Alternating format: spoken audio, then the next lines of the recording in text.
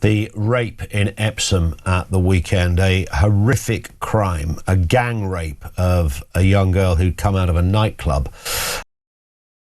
Keeps happening and being ignored. Not that I want it to happen, but it's going to end up things over the edge if government don't start to do something about this. It happened last Saturday outside a church, which rather sort of compounds the horror of this.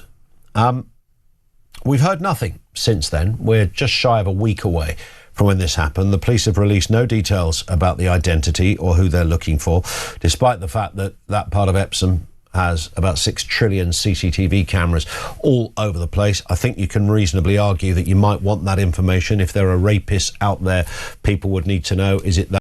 No, just swept under the rug again, pretend it didn't happen, don't want to be racist, so we can't talk about it. That group, is it a 6'8" ginger guy with a long beard, you know, with that kind of information? See Crime Watch for details. You know, these shows were predicated on descriptions, identities. Think of the old wanted posters back in the day. It's not a new request to want to know who the police might be looking for. Apparently, I mean, I don't want to make predictions, but I do think we're going to look back in history at this time and think that the warning signs were here against, for something which is coming down the line, which could have been avoided. We just headed headlong straight into. Apparently, 5 days on, they're unable to produce anything. This, of course, has naturally provoked some disquiet. Many people went out onto the streets yesterday and said, look, can we have some information, please? Please. And the police didn't give them information. What they did do instead was send 50 riot squad officers to the scene. I think this is absolutely disgraceful. I mean, first of all, it's such an awful story. The fact that it happened outside a church, as you say, and I've got my uncle and auntie live in Epsom, right? It's a lovely place. I think it was ranked the 12th most desirable place to live in Britain or something like that. And then the fact that something like this happens shows that the kinds of horrors that we are sadly getting inured from and used to hearing about happening in London and other big cities is spreading out to the suburbs, spreading out to the countryside soon, wherever you are listening or watching this program. It's these sorts of events seem to be more frequent and happening more and more. Yep. And while we continue to just let them keep jumping the border in dinghies without being checked before they come into our country, this is not going to go away anytime soon. And I know it's stating the obvious, but we have to keep hammering that point home that these boats must be stopped, because I know not every one of these predators is coming from these boats, but they do represent I would say, the vast majority of the predators that are coming into the country in these attacks. The fact that they haven't released anything might be because the poor victim isn't able to get it across or anything like that. But I think that the police and the authorities more broadly lose the benefit of the doubt on that front because they've been so reticent to share this kind of information for so long. Yep. And it's taken, I think, Neil O'Brien, the Conservative MP, pushing and others to get various things like ethnicity to be released in crime statistics. Remember, of course, with Axel Ruda Cabana and Southport, he was described for a long time as a Welsh choir boy. And it turns out that it's probably not the most accurate description.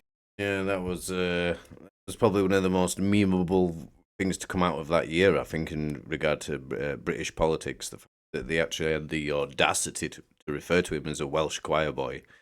Description of that disgusting monster. Yeah. And the thing that really, really scares me, and on the screen you can see those riot police right now, is that unlike a lot of other protests that we've seen, the kind of disgusting anti-Jew hating Hamas marches and the like that we've seen in London for years now, since the October the 7th attacks, that have been very, very lightly policed, and people have been allowed to get away with screaming to kill the Jews and all that kind of horrible stuff. And one fairly peaceful seeming to me protest of people just wanting to I do wish they'd have used a different clip. It's driving me nuts. That's in a constant loop, just that one bit of footage. To know what's happened in their community and being given some information so they can keep themselves and their families safe, the state has decided to come down on those people like an absolute ton of bricks. Why is that? I think the reason, it is really, really important. Yeah. They know that, like happened after Southport, that there were There were fears that things could really kick off and get very febrile, like in Epping Forest as well with Hadesh Kabatu,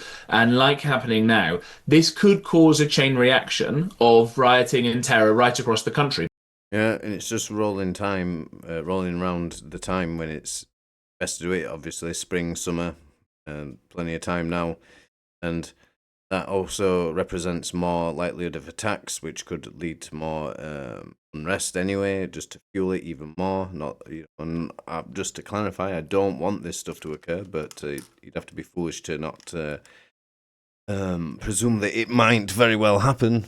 And it's not a very good position that we're in at the minute, and no immediate relief because of how the Labour government are managing to cling in there.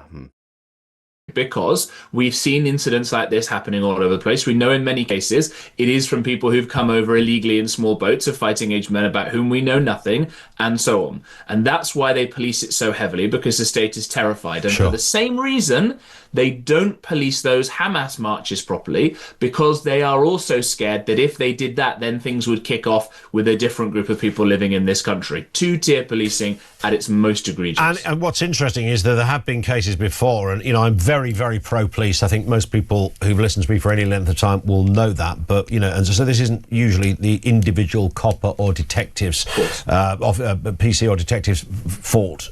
These things come from higher up. But what is interesting is when we've seen situations where you think, where were the riot police? We're often told, well, you can't just magic up a load of riot gear. Right. They're not in every police station, but apparently the police in Epsom were able to conjure up quite a lot of riot. I know it's the Met.